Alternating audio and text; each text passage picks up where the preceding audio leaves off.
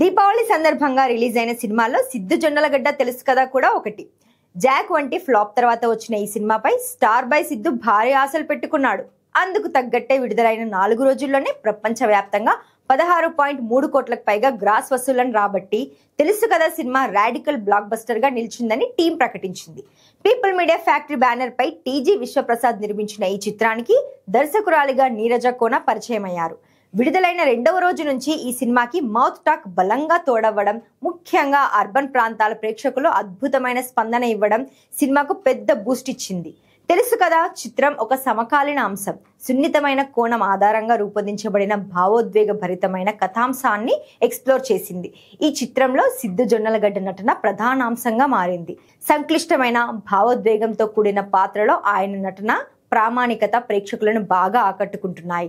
హీరోయిన్లు శ్రీనిధి శెట్టి, రాశి ఖన్నా కూడా గ్లామర్ తో పాటు తమ పాత్రల్లో తమదైన ముద్ర వేశారు. దీపావళి పండుగ సెలవుల కారణంగా తెలుసు కదా థియేటర్లలో మంచి వసూళ్లను రాబట్టింది. ప్రస్తుత జోరు చూస్తుంటే వారాంతపు రోజుల్లో కూడా ఈ సినిమా మీద బలమైన వసూళ్లను కొనసాగించే అవకాశం ఉందని ట్రేడ్ వర్గాలు అంచనా వేస్తున్నాయి.